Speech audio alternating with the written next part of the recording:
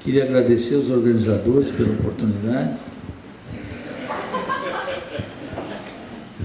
e registrar que é um enorme prazer dividir essa mesa com a Angélica Lovato, que vocês viram o talento, a capacidade de pesquisa e o compromisso com essa proposta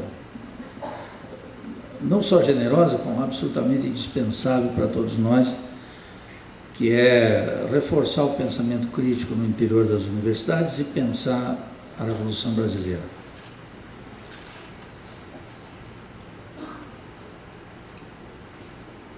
A crise do sistema político brasileiro e a crise do sistema capitalista geral, mas em particular do desenvolvimento capitalista brasileiro, abriu uma extraordinária oportunidade para todos nós. Há um chororô, há um lamento ainda dominante, mas que está perdendo esse caráter nas organizações populares, nos sindicatos, no que resta dos partidos de esquerda, nos intelectuais que são honestos e naturalmente por essa razão são poucos. Começa a se observar que agora tem algo efetivamente em jogo no Brasil. E foi preciso, absolutamente indispensável, gostem vocês ou não, goste eu ou não, que ocorresse a destituição do presidente Dilma. É preciso olhar isso, mais do que lamentar, torcer, desejar, aplaudir, vaiar, sai tudo sobrando isso. A questão fundamental é que a destituição da presidente Dilma elucidou duas questões de alcance estratégico para toda essa geração que está aqui e para aqueles que não queriam conduzir dessa vida sem um combate. Mas o combate por algo indispensável, por algo efetivamente estratégico. E é muito importante, eu diria, especialmente para a juventude e para a juventude estudantil, ter clareza que está vivendo um momento muito especial da conjuntura brasileira. Muito especial e valioso. E que não cabe começar com aquela conversa fiada de que a direita está forte e que o capital está avançando, porque isso é da vida, é como amanhã vai amanhecer. É assim que ocorre. Isso que alguns tomam como tragédia, outros mais experimentados poderiam tomar como uma farsa. Um roteiro conhecido de todos nós. E antes de tocar nos assuntos que levam o nome aqui, a nacionalização da Universidade Brasileira, fazendo a crítica dessa ideia de uma universidade inclusiva, que é um horror, e da universidade operacional, que é outra ideia horrorosa, que circula de maneira desinibida entre nós, é muito importante observar porque agora abre-se a possibilidade de resgatar o projeto estratégico de Darcy Ribeiro de uma universidade necessária. E por que antes não era possível? Há 3 anos atrás era impossível isso. E agora não só é possível, como é absolutamente necessário. E foi preciso que o sistema político brasileiro revelasse suas entranhas, suas vísceras. E não são belas. Foi preciso que aquilo que temos utilizado insistentemente, o sistema petucano, fracassasse. O sistema que alterna petistas e tucanos no governo colocasse seus limites óbvios. A burguesia brasileira quer apresentar isso como se nós estivéssemos diante de uma gigantesca crise moral, como se fosse uma crise de valores. Lembra aquele discurso dos dos conservadores, estamos diante de uma crise de valores. Não há crise de valores nenhum, porque se fosse uma coisa de crise de valores, era mais fácil resolver. Mandávamos para a reeducação alguns e eles voltavam reciclados. É muito mais amplo do que corresponde a uma crise econômica de natureza específica, muito particular, que eu vou falar aqui, e de um sistema político que naufragou, e que bom que não volte. E, portanto, ninguém deve derramar nenhuma lágrima. Por isso, há que olhar os fatos, observá-los e atuar em consequência. Esse movimento pode tirar a universidade da absoluta marginalidade em que ela se encontra, de sua absoluta inutilidade para a situação brasileira. Pode tirar a universidade dessa apatia, e eu vou dar os números do seu gigantesco, inocultável fracasso histórico da universidade brasileira. Essa universidade, na qual eu trabalho como professor, vocês estudam na graduação e na pós-graduação, e que vamos tocando a vida, a maioria como se isso não estivesse em questão. Essa crise do sistema político mostrou que não é um problema moral. Até o juizeco Sérgio Moro está se defrontando com a tese de que uma organização criminosa encabeçada pelo Lula e o PT criou uma metástase terrível. Porque tem a organização criminosa do Sérgio Cabral, no Rio de Janeiro, tem a organização criminosa do Tribunal de Contas do Estado de São Paulo, tem a organização criminosa do Ministério Público do Rio de Janeiro, que está sessionando já com maioria em Bangu, no presídio, e assim sucessivamente. E os escândalos de corrupção envolvendo a alta cúpula de todos os políticos. Tiraram o presidente do Senado e da Câmara e colocaram um novo presidente do Senado e da Câmara, e os dois também estão delatados. E as delações não param, e envolve as empreiteiras, e envolve comerciantes, e a ameaça de envolver os banqueiros, etc. Está mostrando que é um problema muito mais complexo, amplo, do que aquela interessada tese desse juizeco metido a político e a condottiere entre nós, que é o juiz Sérgio Moro. Caiu o sistema político, queimou uma geração de políticos e não há como recompor. Nem importa nesse contexto qual será o resultado de 2018. O sistema é incapaz de ganhar legitimidade política, ainda que nasça das urnas de 2018 um governo com apoio eleitoral. Há um descolamento entre o voto e a legitimidade no Brasil, que não tem como ser consertado no âmbito do liberalismo dominante, seja ele de direita do PSDB ou o liberalismo de esquerda capitaneado pelo PT.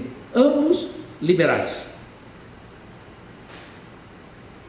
Esse sistema político não tem mais saída. Mas esse sistema político disse: a universidade que o país precisa é essa universidade tal como está. E não há projeto nenhum para a universidade.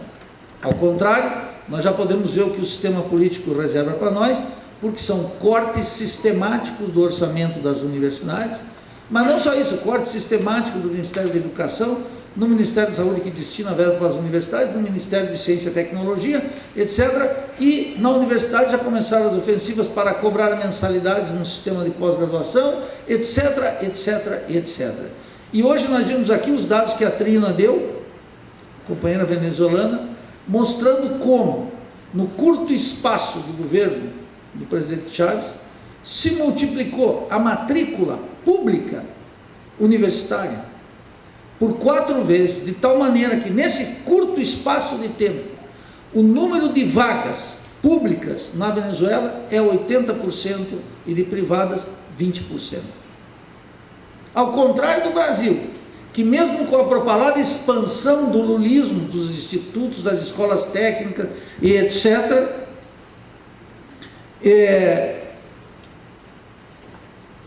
a proporção entre a oferta de vagas públicas e privadas continua sendo 80% para as universidades privadas e só 21%, uma alteração mínima para as universidades públicas. Muito pouco. Pouco mesmo, quase nada.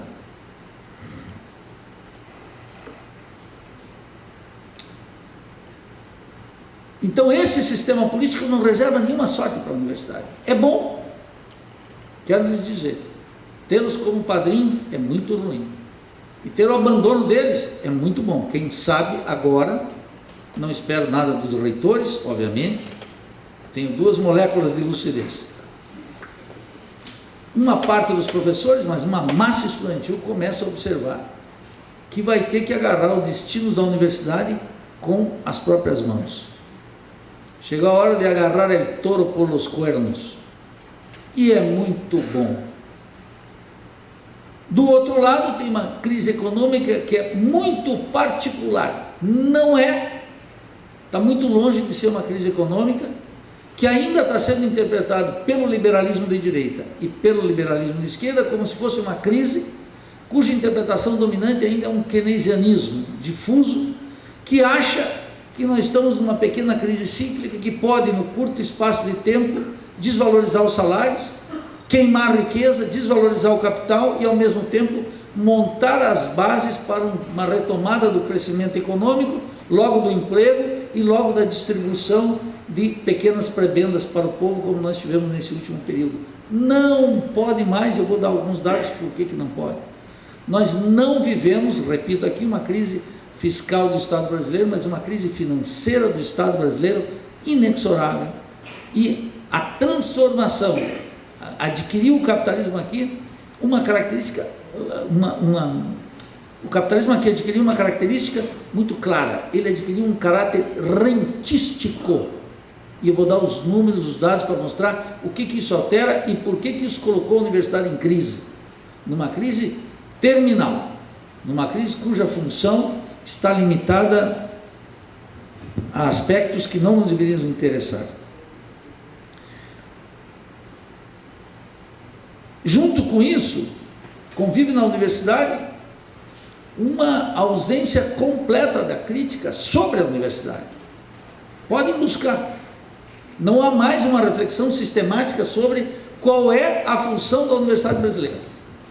Quase isso que a Angélica mostrou aqui, qual é a função da educação dentro do projeto político que está em curso.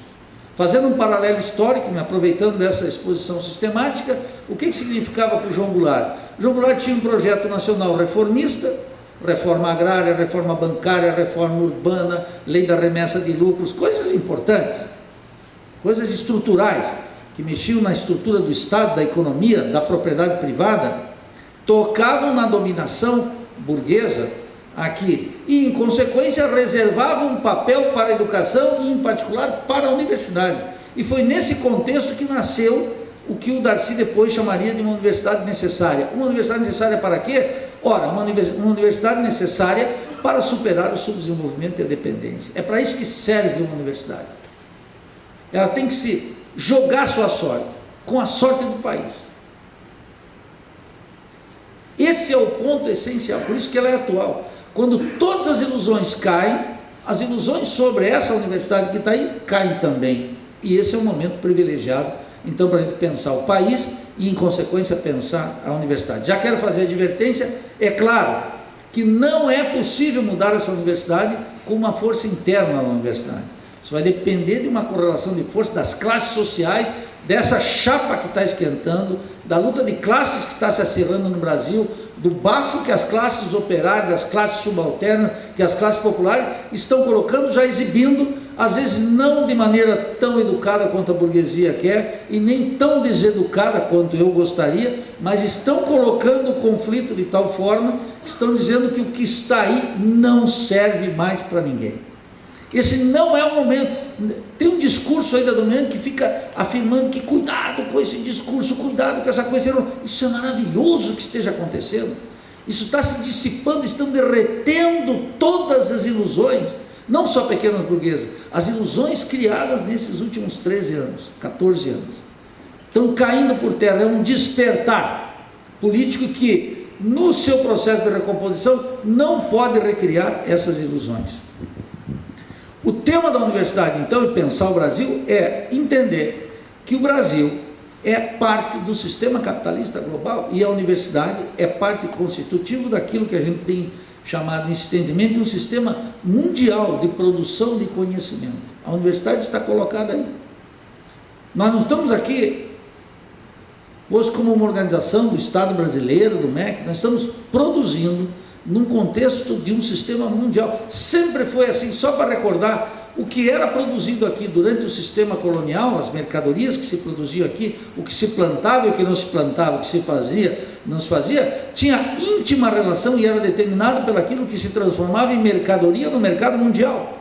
O impulso do sistema colonial só era possível porque lá, na Europa, nos Estados Unidos, no comércio triangular, dava sentido para aquilo que se produzia aqui. Então nós não produzimos máquinas e equipamentos porque isso era objeto de exclusivo interesse dos ingleses e depois dos Estados Unidos. Então nós nos limitávamos a exportar produtos agrícolas, produtos minerais, etc, etc. Isso moldava a economia colonial, o colonialismo, o capitalismo colonialista, e também moldou esse período da dependência. Nesse sistema mundial de produção de conhecimento, ele tem mecanismos para usar todo o potencial científico e tecnológico dos países da periferia, e nesse sistema científico e tecnológico estão colocadas naturalmente as universidades. É conhecido, mas vale a pena repetir aqui, que os países centrais nesse sistema mundial de produção de conhecimento, cujo centro está dentro dos Estados Unidos, que é o país imperialista mais importante, num consórcio com a Europa, com o Japão e agora, de maneira muito particular, com a China, é um consórcio global. Os países periféricos participam fornecendo força de trabalho barata e força de trabalho especializada. O que é possível ver? É possível ver claramente os países capitalistas, os Estados Unidos, por exemplo, não produzem o número de trabalhadores agrícolas para tocar o estado da Califórnia, e por isso importa os trabalhadores do México e da América Central.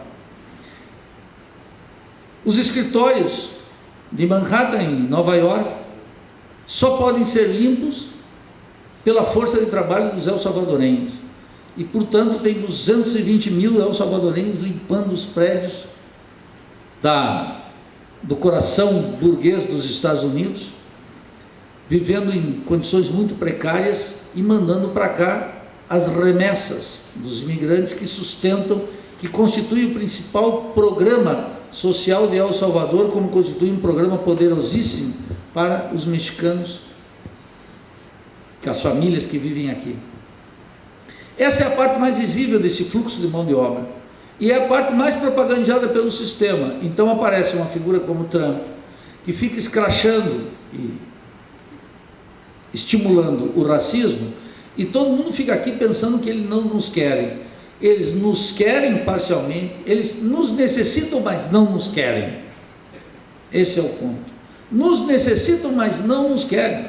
E o racismo cumpre aí funções muito claras, de baixar salário, de deixar na ilegalidade, de precarizar, de expulsar, de etc, etc, etc. Essa é a função do racismo. Não é um culturalismo qualquer. Não gosto dos sudacas, não gosto dos latinos, não gosto dos negros latino-americanos. Não gostamos, mas precisamos uma parte, dizem os gringos, e importam uma parte muito importante. Essa é a parte mais visível. Mas tem uma outra parte dos Estados Unidos, que é a garimpagem dos talentos de toda a periferia capitalista para lá, dentro dos Estados Unidos. Essa garimpagem, ela é fruto de uma posição dominante, porque os Estados Unidos, Diógenes mostrou ontem aqui, os Estados Unidos, junto com 7 ou 8 países, investem, no conjunto do investimento em ciência e tecnologia no mundo, eles investem 80%, e se colocar 10 países, 90% seguramente. Quando fazem esse investimento, demandam força de trabalho qualificada. Precisamente essa força de trabalho qualificada que é produzida aqui e não pode ser absorvida. E essa força de trabalho tem que ir para lá. Quem cria essa força de trabalho? Precisamente as universidades.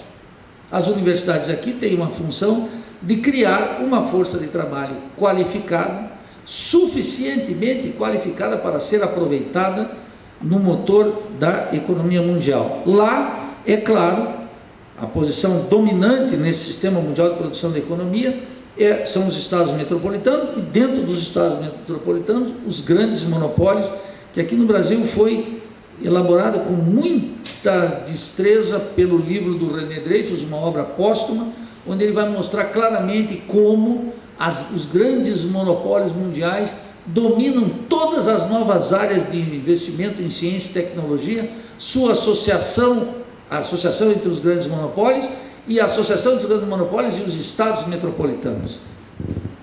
A função dos países dependentes, portanto, é, em primeiro lugar, fornecer essa mão de obra. Da mesma forma, isso não é uma coisa qualquer.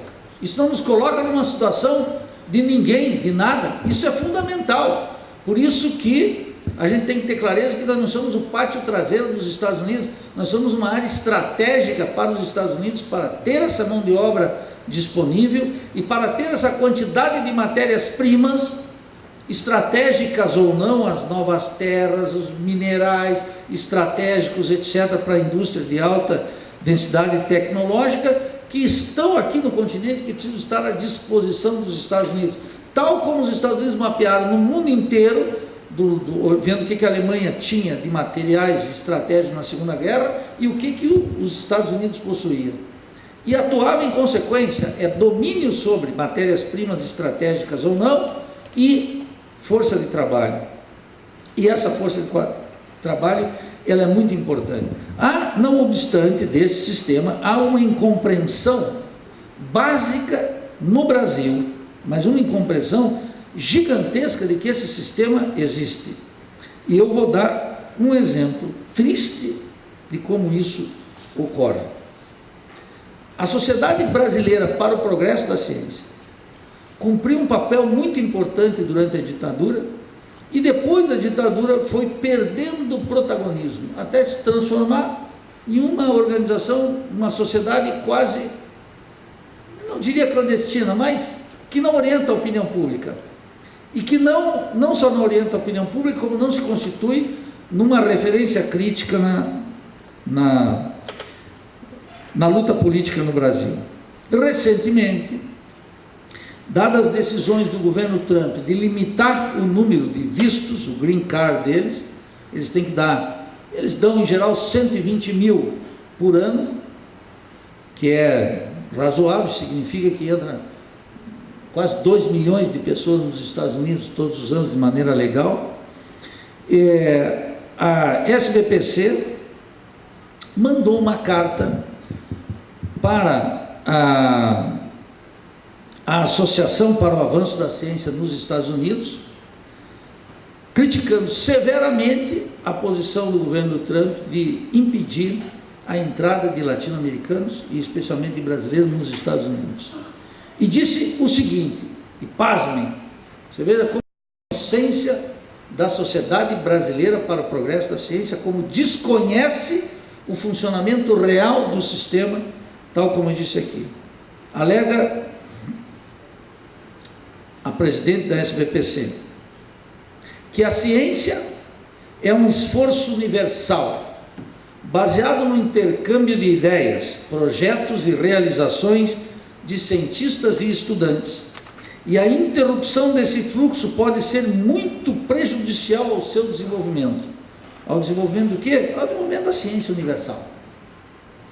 Na mesma toada colonizada, digo eu, a principal entidade dos cientistas brasileiros considera que essas restrições à mobilidade, baseadas em preconceitos racistas ou nacionalistas, são inconcebíveis e inaceitáveis. Na vã tentativa de justificar em termos nacionais sua manifestação política, a presidente da SBPC escreve: infelizmente, essas medidas, quais? As que o governo Trump tomou para bloquear a saída de gente daqui para lá, infelizmente essas medidas já estão afetando cidadãos brasileiros que estão enfrentando dificuldades para entrar nos Estados Unidos com passaportes e vistos válidos, bem como para obter seus vistos, e temos certeza que a comunidade científica como um todo será afetada em breve. Ela recorda também que um projeto como o projeto Manhattan, o projeto da bomba atômica, não poderia ter sido feito sem o concurso de um conjunto de cientistas do mundo inteiro. Então veja, a principal sociedade científica brasileira alertando ao presidente Trump e a sua co-irmã lá nos Estados Unidos, que essa interrupção dos vistos seria muito ruim para a ciência universal. Eu fui ver qual é o resultado dessa ciência universal. Como é que vai desconhecer que esse sistema existe, sugando força de trabalho qualificada? E encontrei um documento da Duke University, que é uma das universidades também importantes nos Estados Unidos, e ela fez um estudo sobre o Silicon Valley, que é aquele espaço, aquela área em que tem desenvolvimento de alta tecnologia. Estão grandes empresas, estão grandes universidades, grandes centros de estudo, todos articulados naquele espaço produzindo ciência para os Estados Unidos. E fomos verificar o seguinte: esse estudo afirma que é especialmente importante a presença de engenheiros chineses e indianos nas empresas do Silicon Valley, fundadas entre 1980 e 1990, e nas quais a presença dos estrangeiros encabeçavam 24% dos negócios de tecnologia iniciados entre 1980 e 1998. Portanto, aqui quase 2 décadas. Essa força de trabalho que vem de fora, que vai produzir inovação dentro dos Estados Unidos, que está na universidade, é fundamental para a grandeza dos Estados Unidos. E agrega o mesmo estudo: os cientistas e engenheiros nascidos fora dos Estados Unidos geraram empregos e riqueza para a economia da Califórnia. As estimativas do estudo caracterizam como dramática tendência. Em 1998, a conquista de patentes naquelas empresas era de 7,3%, e em 2006 já alcançou 24,2%, razão pela qual o conjunto das instituições e empresas dos Estados Unidos também reclamam contra o presidente Trump para que não interrompa esse ciclo de trazer força de trabalho dos outros países para dentro dos Estados Unidos. E a sociedade brasileira, para o progresso da ciência, devia estar preocupada para manter aqui os nossos cientistas. Reclama para o presidente dos Estados Unidos, em nome do multiculturalismo, que o mundo tem que ser diverso, que eles deem vistos, green card, para que mais gente talentosa saia daqui, se dirija para os Estados Unidos para registrar riqueza para a Califórnia e para as patentes dentro dos Estados Unidos. Veja que não é uma instituição a Associação Católica do Bairro da Trindade, é a Sociedade Brasileira para o Progresso da Ciência, que não compreende o sistema global e não compreende a situação de um país dependente e periférico, precisamente porque não refletiu, reflexionou não, isso é espanhol, eu estou na mistura aqui, não fez uma reflexão sistemática sobre o que é a dependência e o subdesenvolvimento e qual é o papel que nós cumprimos aqui. Esse estudo da Universidade de Duke, ela mostra muito claramente como os Estados Unidos não conseguem produzir e, portanto, necessitam puxar essa gente para a grandeza da ciência universal, não, para a grandeza da Califórnia, para a grandeza do MIT, para a grandeza de Harvard, para a grandeza das universidades gringas e, sobretudo, para a grandeza da economia estadunidense. Essa busca não é só motivada pela fuga dos cérebros ou pela capacidade de atração dos Estados Unidos. Vou dar 2 exemplos dramáticos dessa situação na conjuntura atual. O Exército dos Estados Unidos,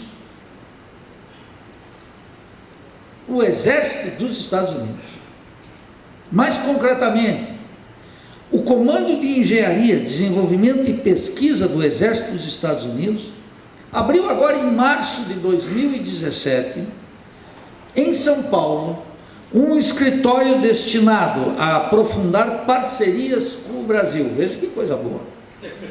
Que consiste precisamente em fomentar o intercâmbio acadêmico entre os nossos estudantes e o Centro de Tecnologia, daquele exército, para o qual contam já de início com $500 mil. Segundo uma rede que chama US Army Redicon, o Brasil tem um exército, diz o general que veio aqui, um exército extraordinário, e os cientistas brasileiros são líderes em pesquisa acadêmica em diversas áreas. Em consequência, diz o general gringo, o compromisso de nossos países de trabalhar em parceria em pesquisa e desenvolvimento de projetos evidencia a força da relação Brasil-Estados Unidos. Agora, março de 2017, um dos projetos, e veja que maravilha, em andamento é a colaboração entre pesquisadores da Universidade de Minas Gerais e cientistas do Laboratório de Pesquisa do Exército para desenvolver veículos blindados com base em nanomateriais. O objetivo do Centro de Tecnologia, naturalmente, não é outro do que aproximar os cientistas e pesquisadores dos países por meio de projetos que beneficiem o Brasil e os Estados Unidos e, em geral, a ciência universal. O Exército dos Estados Unidos. O Exército dos Estados Unidos seleciona gente em São Paulo para desenvolver nanotecnologia. Então tem esse fluxo próprio da capacidade que os Estados Unidos têm pelo investimento que fazem, tem a ofensiva deles aqui, e claro que tem a contribuição importantíssimo nacional. Vou dar um exemplo, que eu digo que é dramático, porque é inocultável, as pessoas tinham que saber, porque sai no jornal, e sai no jornal Valor, que é o jornal que eu leio, o Jornal da Burguesia. Apareceu há 2 semanas uma matéria de página inteira mostrando que o principal projeto de estudos de cura do Alzheimer no Brasil está na Universidade Federal do Rio de Janeiro. Esse projeto é um projeto tocado por um professor que dos 50 doutores que possui, já perdeu 5 deles, dos principais, 3 para os Estados Unidos e 2 para o Canadá, que diante do aperto orçamentário aqui, já migraram para os países centrais.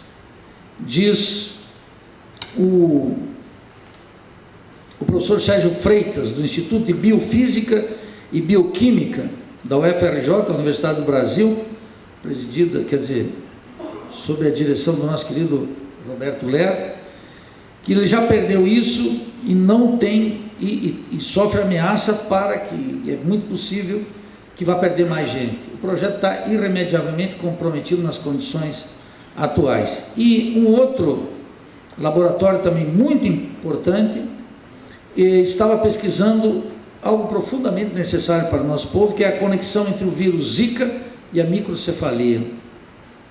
A reportagem do jornal indica que essa pesquisa já rendeu várias publicações na Science, que é essa revista importantíssima, e já propôs 2 medicamentos importantes para as mulheres grávidas, de um fenômeno que é bastante estendido no Brasil e gravíssimo. Essa equipe, que estava funcionando desde 2009, já criava a partir das células-tronco tecidos que reproduzem as características do cérebro, e na pesquisa serviam como microcérebros que permitem entender o funcionamento do órgão. Quer dizer, estão localizados nisso que é a neurociência, e os trabalhos na neurociência, que é a ponta da pesquisa científica no mundo. Eu vou falar depois do projeto Made in Macaíba, que é do Miguel Nicoleles.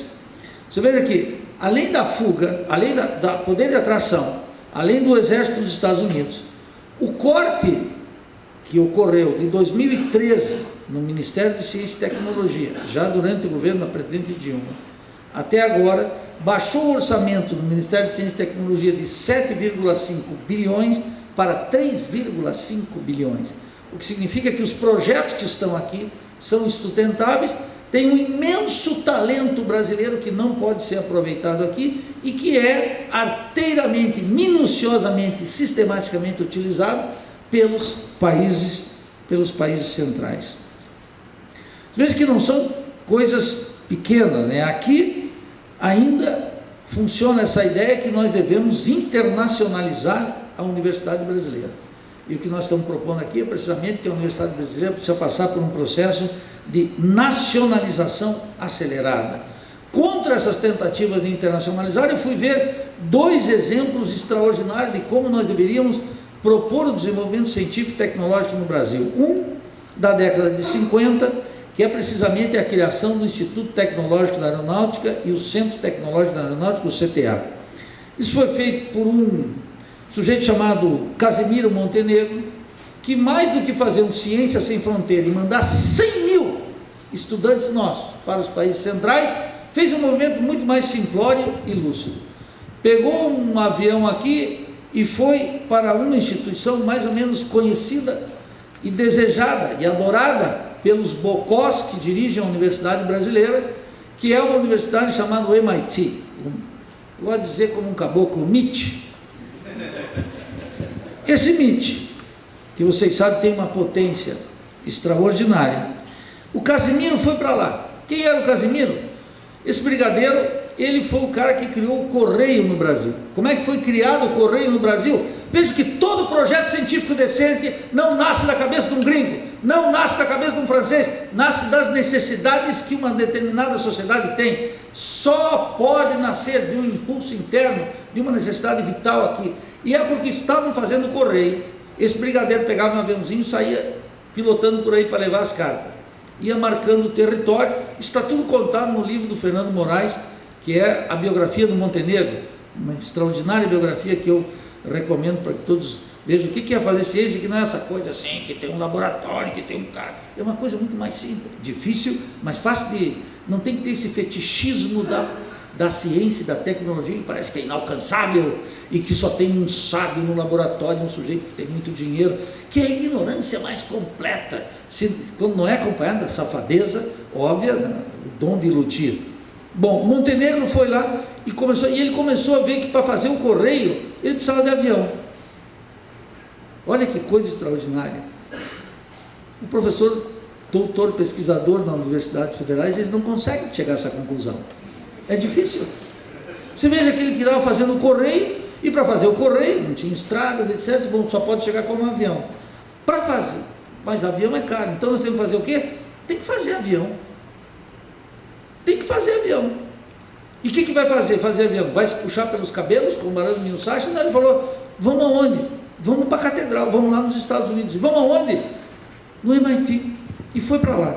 Chegou lá, apresentou o projeto para um sujeito chamado Richard Herbert Smith.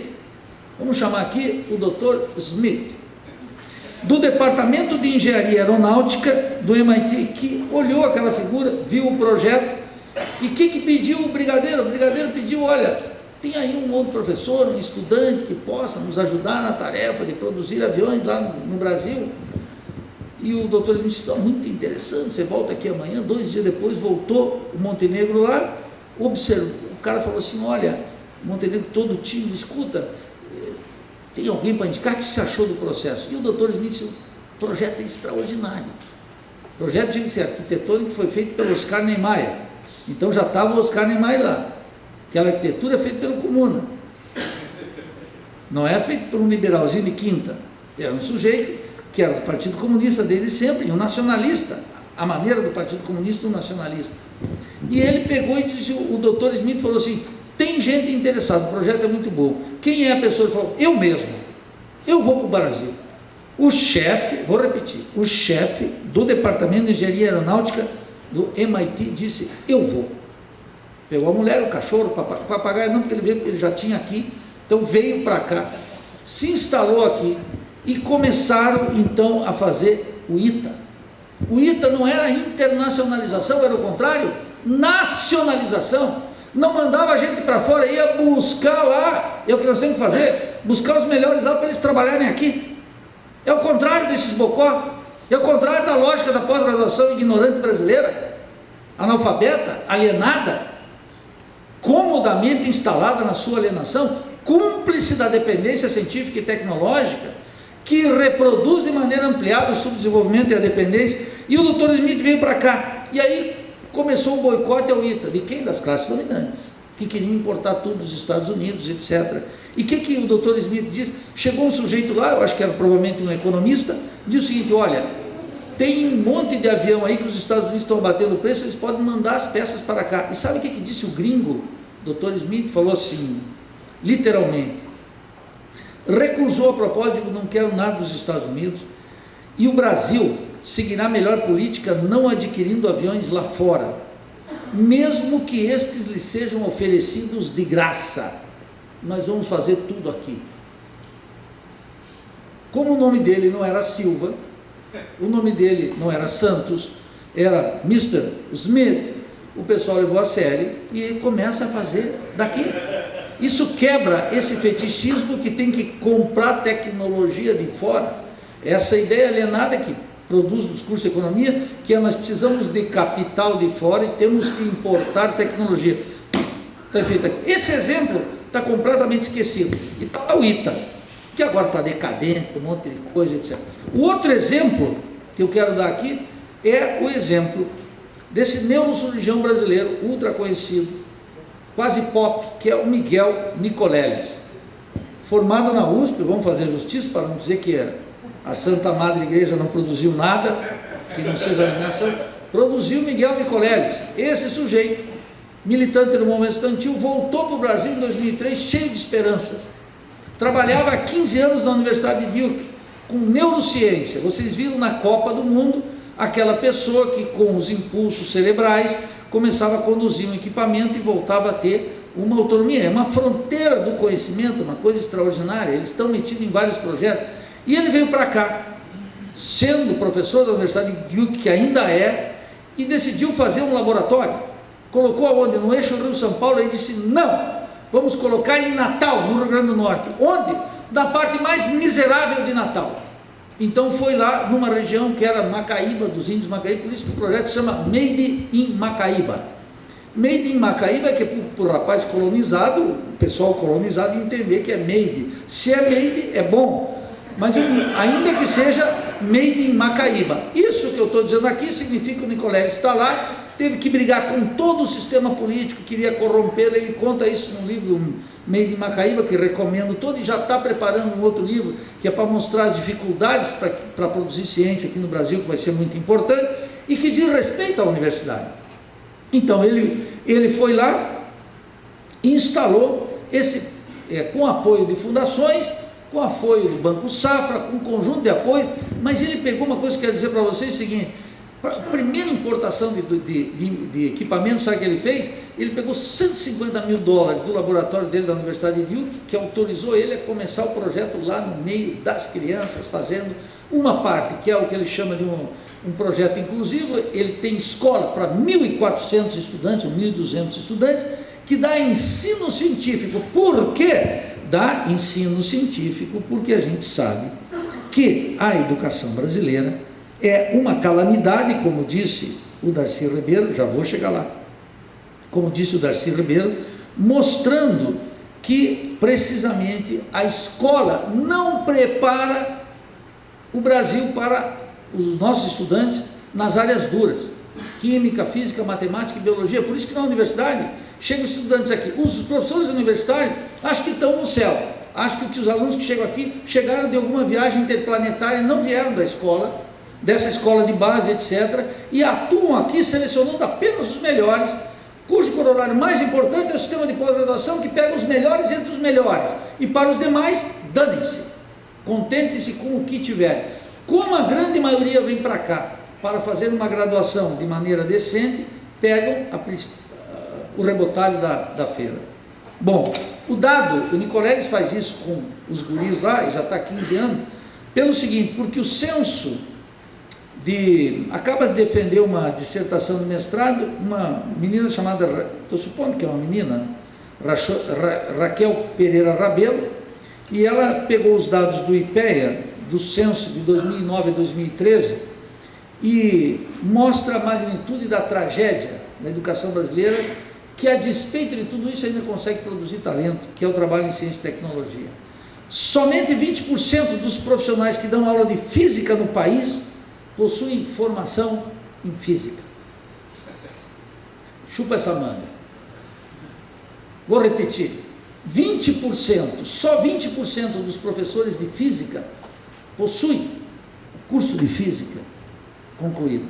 Não bastasse esse indicador trágico, em 2013, de acordo com o censo escolar, 33% das turmas de ensino médio sequer tiveram docentes de biologia, cifra que marcou 35% para o ensino de química, 36% para a física e 25% de matemática.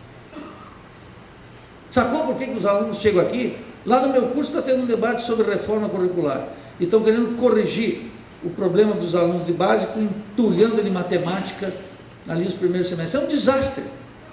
É um desastre lá embaixo, é um desastre aqui. Mas é a tentativa da universidade de dizer: eu nada tenho que ver com a educação brasileira. Nós somos um filão da educação brasileira. Você veja que essa situação é realmente terrível, mostra uma dificuldade gigantesca entre nós. E qual tem sido o resultado objetivo, o resultado para ver, bom, nós estamos realmente aqui, o Brasil, a despeito de tudo, esse otimismo da universidade. Eu quero dar 2 dados para vocês da nossa trágica situação, a situação do desenvolvimento capitalista e a situação da universidade em particular. Se vocês pegarem de 1994, quando começa o Plano Real, quando começa o sistema petucano, porque começa com os tucanos, depois é herdado pelos petistas e agora vai voltar para os tucanos, ou para alguma coisa próximo do tucano, ou alguma coisa próxima do petismo, um petucanismo deteriorado, alguma coisa, mas vem na mesma direção. De 94 a 2017, o Brasil passou a ser um país que paga cada vez mais royalties, a tal ponto que o ano passado, o Brasil pagou, segundo os dados do balanço de pagamento, 6 bilhões de royalties e licenças. E fez uma coisa mais trágica ainda, quase 20 bilhões, precisamente 19 bilhões e 600 milhões, comprando máquinas e equipamentos, basicamente da China e dos Estados Unidos. De tal maneira que esse núcleo da indústria brasileira, que é a coisa mais importante no desenvolvimento capitalista, que é a produção de máquinas e equipamentos, esse núcleo está violentamente estrangeirizado. E não tem, portanto, capacidade de vincular aqui a universidade com a empresa, porque a empresa mesmo não existe. O grosso das empresas do Brasil são empresas transnacionalizadas. Agora se explica algo fundamental. Por que razão apareceu entre nós esse academicismo estéril, bocó, e que tem que ser penalizado? Das publicações, da citação, da produção de mestres e doutores em quantidade, em milhares. O Jorge deu dado ontem, 80 mil ano passado, né, Jorge? 80 mil mestres e doutores que não podem ser aproveitados aqui, porque corta-se orçamento, porque não tem projetos, e sobretudo, não só por causa do tema, porque essa economia vem se transnacionalizando desde 94 até 2017, por obra de Fernando Henrique, de Luiz Inácio Lula da Silva, de Dilma Rousseff e de Michel Temer. E nesse aspecto, são todos iguaizinhos, feitos da mesma plumagem. Não mudou, a economia vem se alterando desde sempre. Eu sei que no negócio da caridade cristã é outra coisa, é diferente. O balanço de pagamento mostra, portanto, essa tendência. E aí nós vamos vendo o seguinte: qual é, no regime capitalista, a propriedade sobre esse conhecimento adquire a forma de patentes. E temos que observar as patentes. Eu me beneficiei aqui dos dados elaborados pelo Diógenes na sua tese, na sua dissertação, que pegou um período de 1995, precisamente o período do Plano Real, até 2012, e foi ver a produção em escala mundial. Por exemplo, na área de biotecnologia, foram otorgadas 8.464 patentes, das quais 57% ficaram por conta dos Estados Unidos. O Japão ficou em segundo lugar, mas obviamente muito distante da potência imperialista, marcou 754. A Alemanha, 465.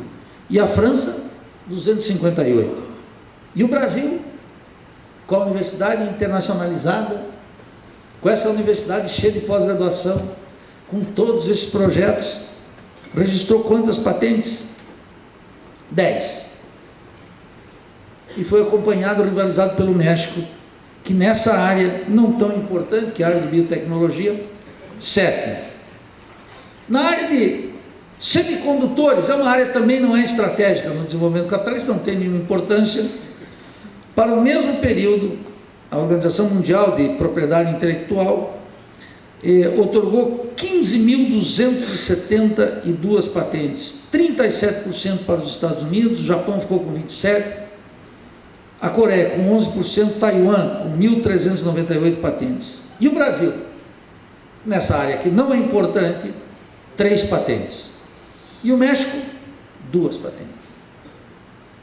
No conjunto das 27.880 patentes otorgadas nesse período, os Estados Unidos ficaram com 61%, o Japão com 13%, a Alemanha com 7%, e o Brasil, não vou dar nem dar o percentual, foram 12 patentes. A mesma marca quase que o México, foram 11 patentes. Isso aqui diz respeito à universidade brasileira, que não produz patentes. As fundações, algumas, a Petrobras, outras. Você veja que o resultado concreto do trabalho universitário não aparece. E mostra a marginalidade da universidade. E queria mencionar aqui, então, 2 aspectos. Como é que esses dados terríveis, eles são ocultados? Porque entre nós tem uma crítica dominante na universidade que é feita basicamente pela professora Marilena Chauí. A Marilena Chauí descobriu que tem uma universidade operacional.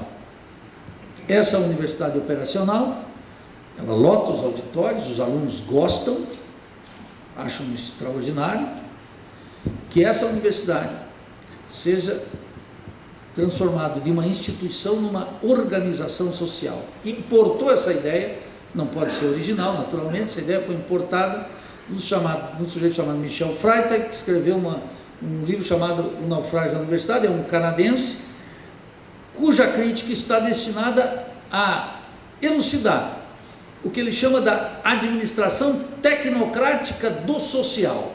E, portanto, a crítica desloca-se da universidade necessária para mostrar como as instituições se transformam em organizações e são administradas de maneira burocrática, como se a universidade não estivesse submetida a uma divisão social do trabalho que existe aqui no Brasil e uma divisão internacional do trabalho que outorga um lugar específico para os países periféricos, e que todas as universidades do mundo são universidades absolutamente burocratizadas.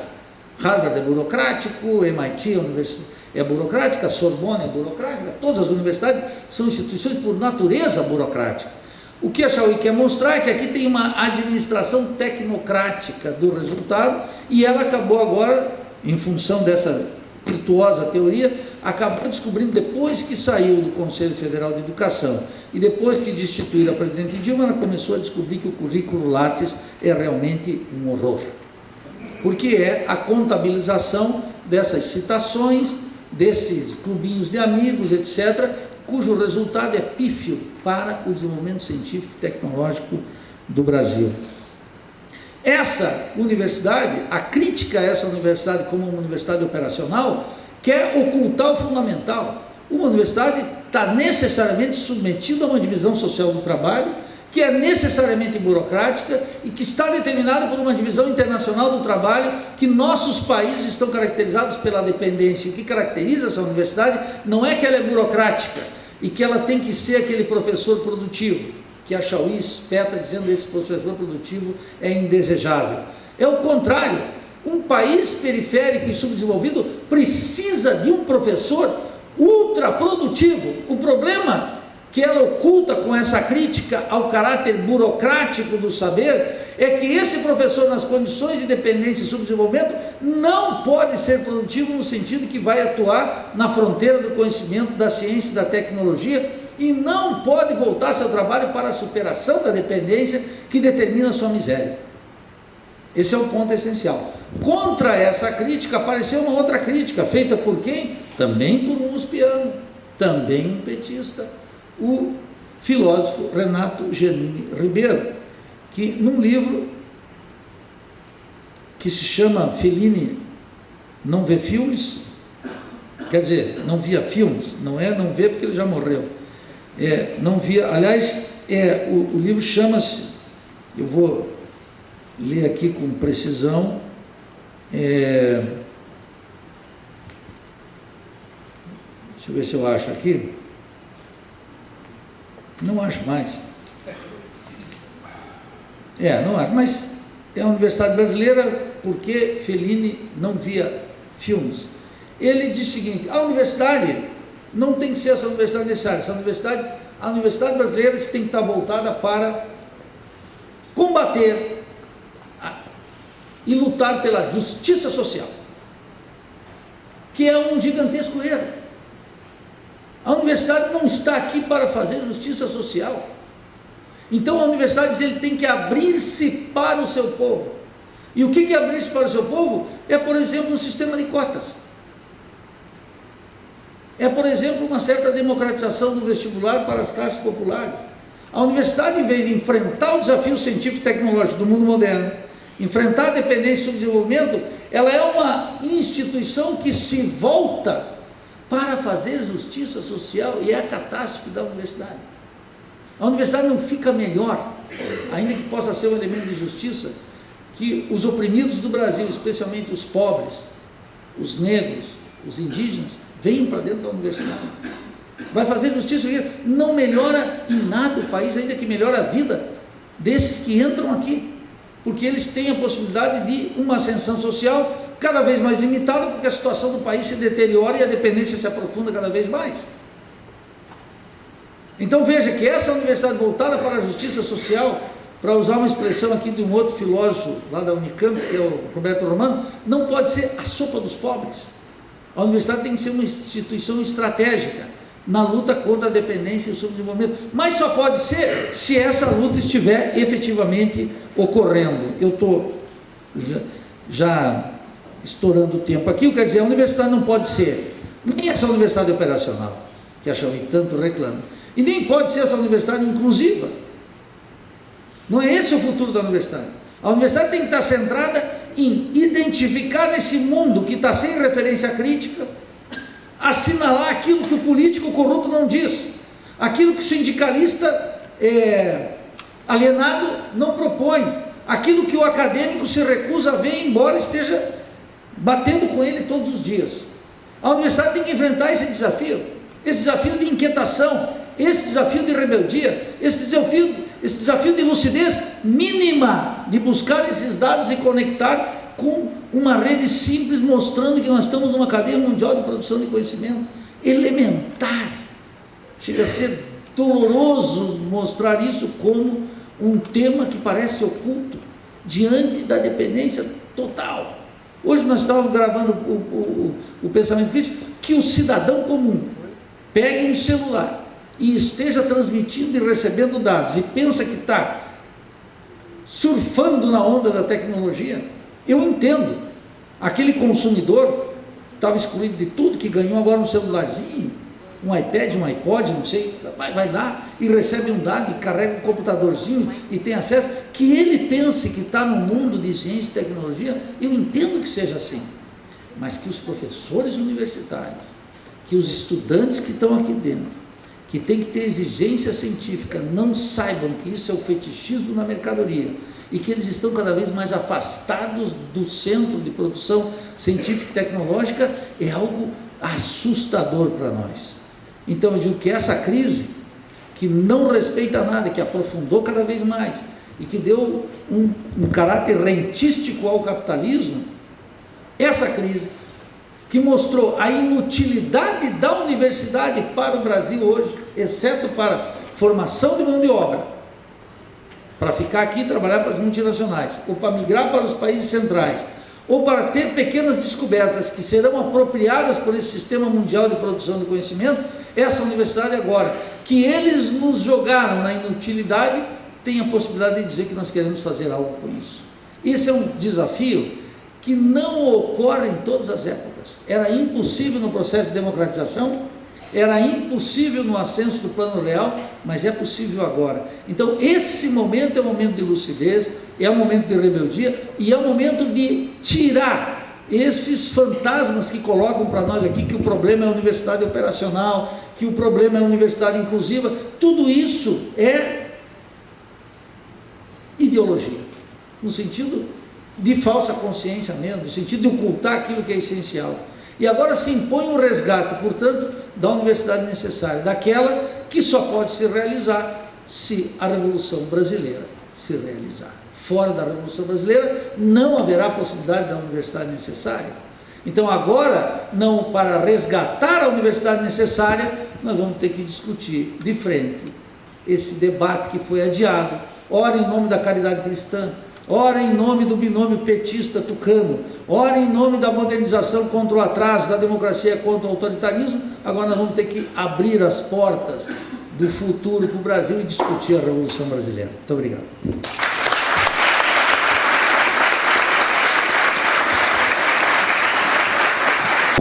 Boa noite, meu nome é Norberto, sou estudante de Geografia e também sou bolsista do IELA.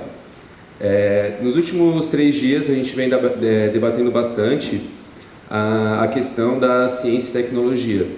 E em alguns momentos me surgiu uma dúvida, acho que chegou o momento de fazer o questionamento. Vai questionamento para a mesa, de como que o desenvolvimento da ciência e da tecnologia se relaciona com o acirramento da luta de classes. Porque a gente veio, em algumas palestras a gente viu que o desenvolvimento da sociedade era colocado dentro de uma perspectiva do desenvolvimento da ciência, mas em termos marxistas a gente sabe que o desenvolvimento da história é o desenvolvimento da luta de classes, né? Então, como que o desenvolvimento da ciência acompanha a luta de classes e como os dois se relacionam? E o meu outro questionamento é como que a ciência, essa ciência e tecnologia dependente, como que o caráter dessa tecnologia e dessa ciência foi sendo rompido ou não nas revoluções bolivarianas do século XXI, como Venezuela, Bolívia.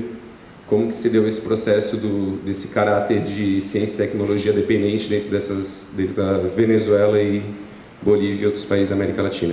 Obrigado. Boa noite, eu sou o Leonardo, do curso de Ciências Econômicas. Eu tenho uma pergunta, uma para cada um.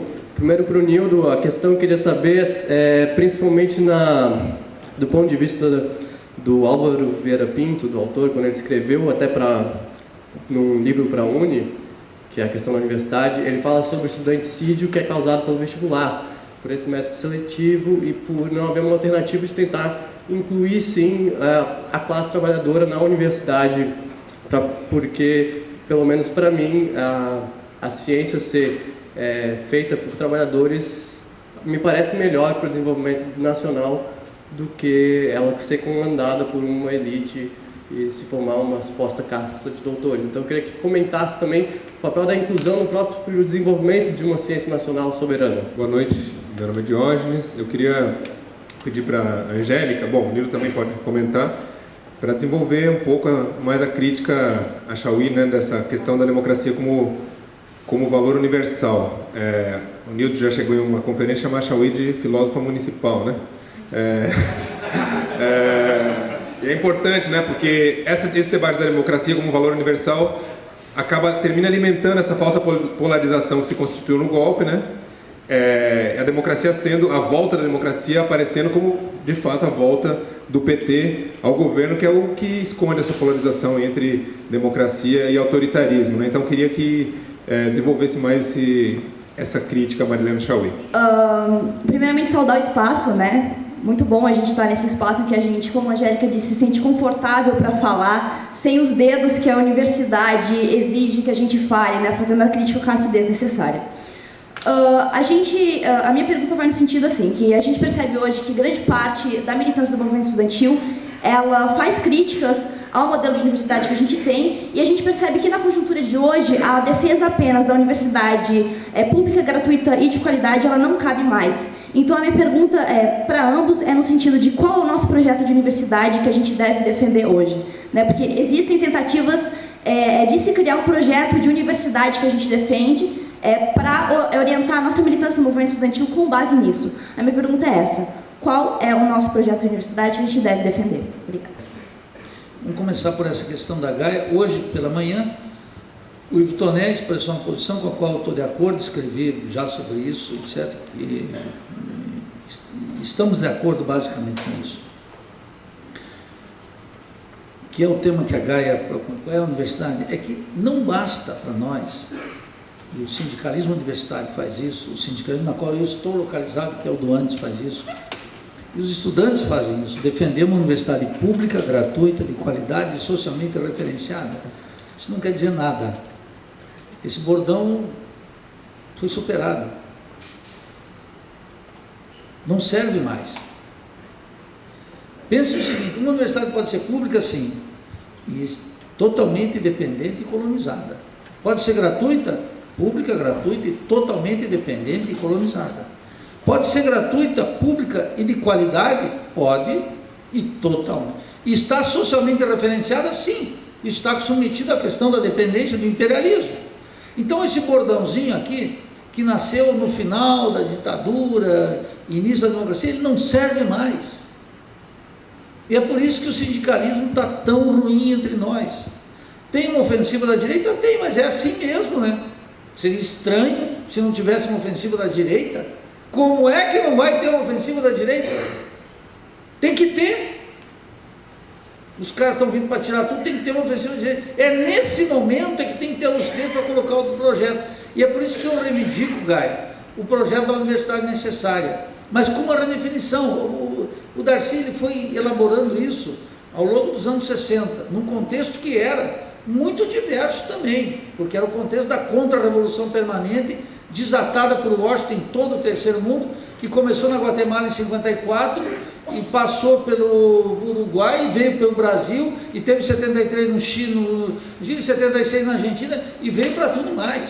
Então é o seguinte: nessas condições nasceu a universidade necessária. E qual é o problema? Por que ela está bloqueada? Porque o Darcy Ribeiro foi estigmatizado porque ele foi o autor da LDB. E o petismo estigmatizou o Darcy Ribeiro. E os intelectuais paulistas estigmatizaram o Darcy Ribeiro. Foi por isso. E no lugar veio o quê? A crítica à universidade operacional, que não tem... Eu vou falar isso para o Diógenes.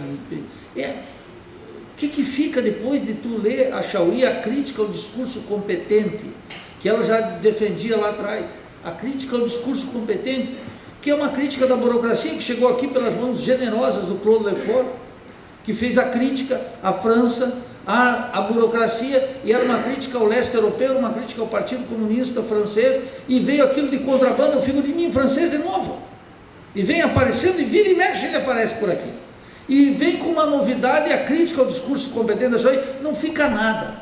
Eu recordo, porque eu era estudante universitário em 78, então a Chauí, contra a ditadura, ela meio que encantava. Todo mundo ficava encantado. Eu também ficava encantado.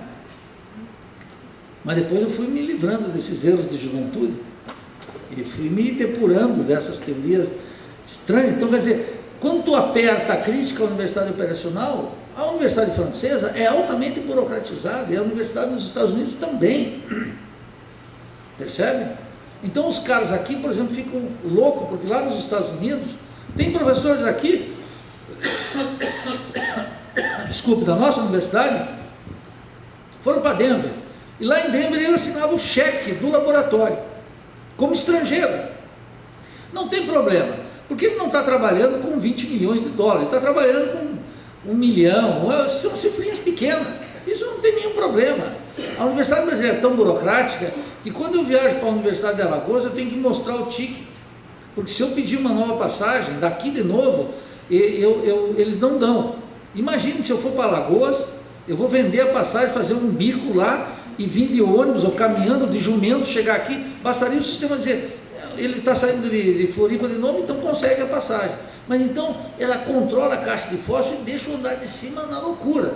Antecipo aqui para você, recebi informação que agora, a propósito do sistema político, o delator da Friboi entregou o Temer e o Aécio com gravação e tudo. Você veja que coisa boa. Você veja como é todo o sistema. Percebe como é que é? Está ficando bom esse negócio. Agora é nós. Mas o que eu quero te dizer? Está ficando bom. Percebe? Então, o que eu quero te dizer aqui, Gaia? Essa universidade tal como está, ela é indefensável. As pessoas têm que entender isso. A universidade tal como está é indefensável. Agora, o que eu quero? Privatizá-la, jogá-la para torná-la mais colonizada? Não! Mas não vou defender isso que está aí. Isso não dá mais para defender. Então tem que colocar no contexto da universidade necessária. E só podemos definir um projeto de universidade se tivermos um projeto da Revolução Brasileira. Então não se trata mais de discutir a universidade, mas discutir na Revolução Brasileira qual é o papel que nós vamos dar na universidade. Sabe por quê? Porque a classe dominante já definiu qual é a posição do Brasil. Vou dar aqui o seguinte, não vou me estender mais, quero dar esse dado para vocês. Eu fui pegar de 95 a 2016 o que o Brasil exporta e o que ele importa. Então está dividido aqui em 4 setores: alta tecnologia, média e alta tecnologia, baixa tecnologia, média, baixa e baixíssima tecnologia. E o Brasil, meu caro Pablo, era visto por toda a Latinoamérica como se fosse um país industrial. Isso é um país que está cada vez mais como um país agroexportador, meu viejo. Mira isso. Alta tecnologia. Tem um fenômeno estranho aqui, muito plástico, dá para ver. De 95 até 2006, a balança de exportação, de importação de alta tecnologia era 5, 6, 7 bi. Em 2006, começa a crescer. 11, 14, 21, 18. Em 2013, último ano da Dilma, então, 2014, né? 30 bilhões negativos. 30 bi, sacou?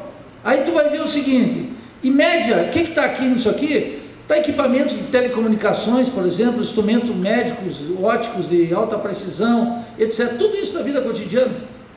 Agora tu vai ver lá de média e alta tecnologia, equipamentos, máquinas e equipamentos mecânicos, indústria automobilística, produtos químicos e farmacêuticos, etc. O que aconteceu? Também tinha um comportamento aí de 10, 12, etc. e começou a subir. Chegou agora, em 2013, a 61 bi negativo. O Brasil não produz nada. Diga ya para os peronistas e todos os demais de Argentina que a industrialização aqui se for carajo. Porque a isso se for. Entendeu? Aí tu vai ver o seguinte, isso de média e alta tecnologia.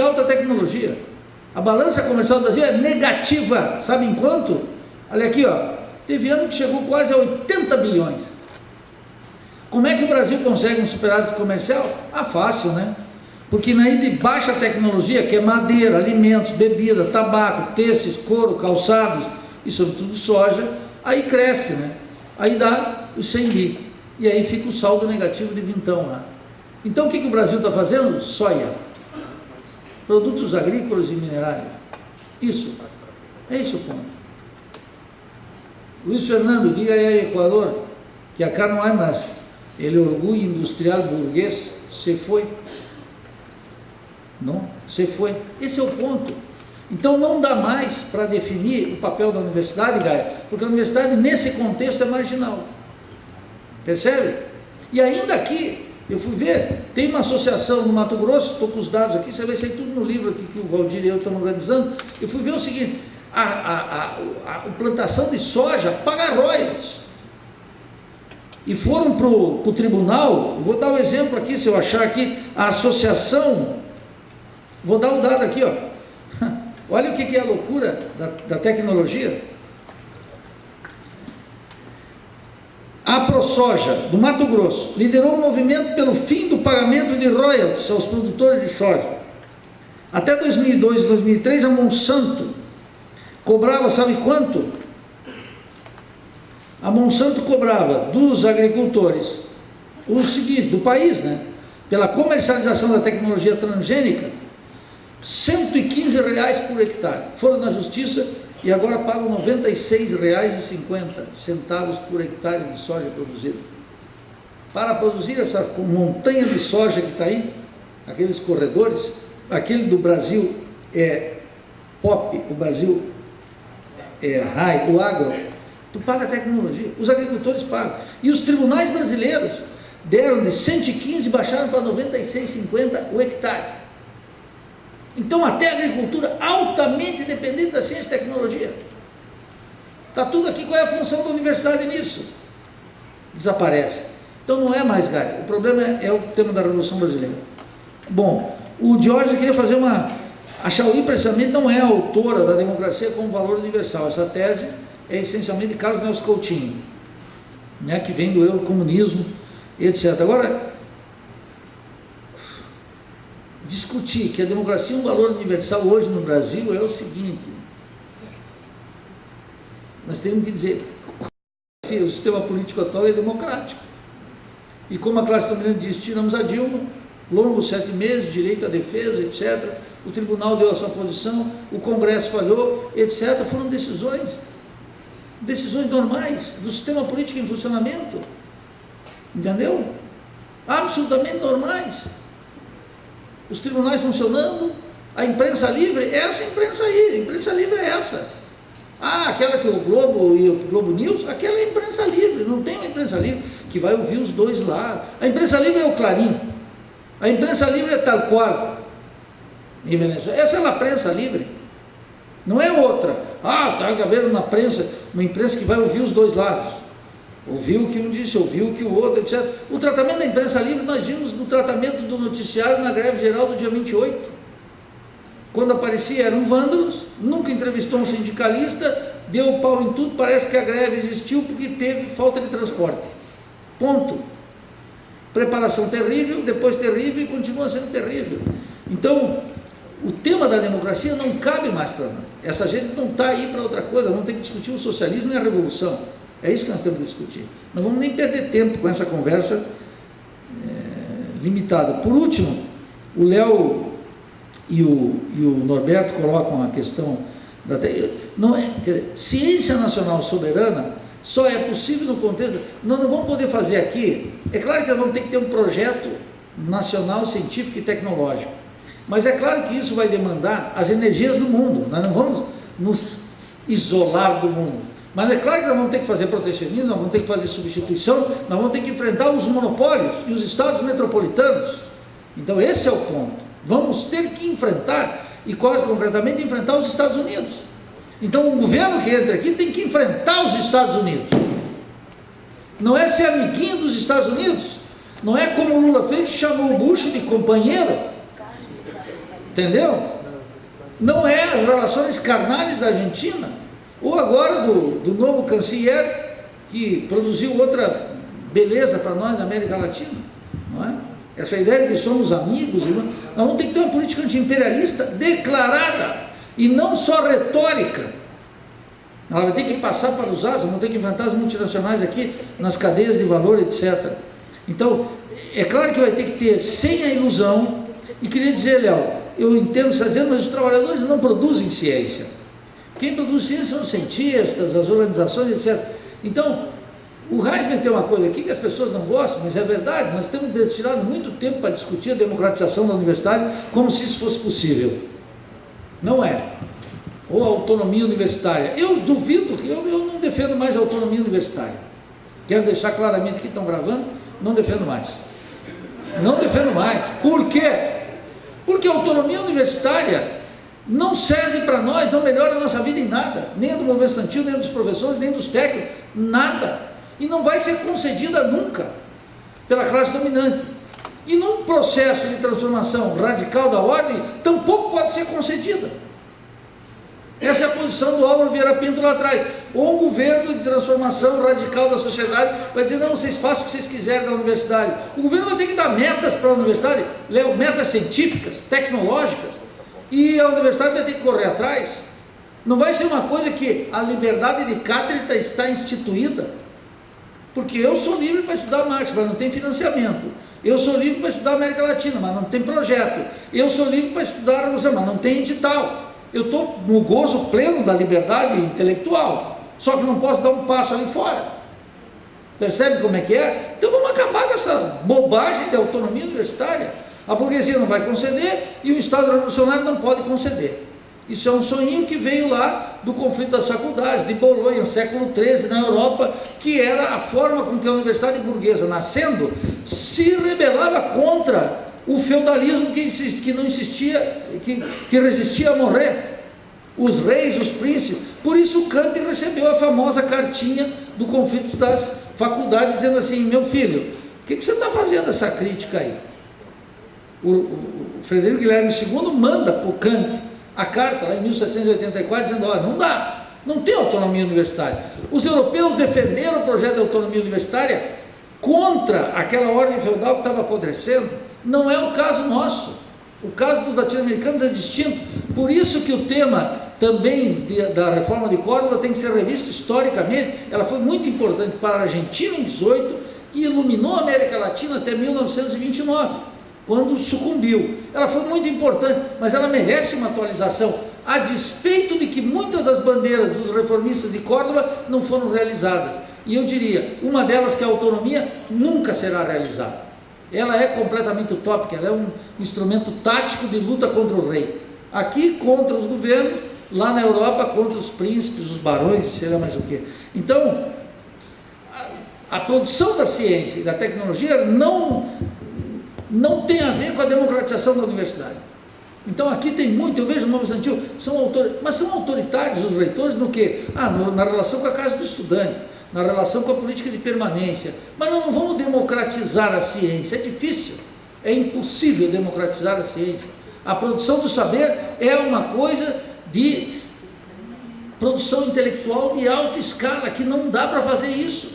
Não dá para submeter o Montenegro e o Nicoleles que nós temos aqui uma assembleia, lamento, isso aí não dá. A discussão sobre a democracia social não é aqui dentro da universidade. Agora, o que não quer dizer que nós vamos ter que ter uma administração autoritária que dê suporte aos estudantes, que não... Uma administração que nós temos que cobrar dela é que ela enfrente o raquitismo científico e tecnológico. Isso ninguém cobra. Então, por isso que nós temos aqui, termino com isso, o exemplo clássico aqui da universidade foi do CFH. Tem a rebelião do Bosque contra a polícia, os alunos vão, uma parte dos professores vão, foi uma arbitrariedade da polícia, etc e tal, e uma rebeldia tremenda. E quando eles saem dali, eles entram para assistir 8 horas de conteúdo alienante serenamente. É uma servidão voluntária tremenda. Isso é que tem que acabar. A democratização não dá no enfrentamento da PM. Nós temos que ter tarefas muito maiores. Para isso tem que voltar o Darcy Ribeiro e enterrar todos esses intelectuaizinhos que dominaram a Universidade Brasileira até agora. Do período da democratização para cá, eles são absolutamente insuficientes.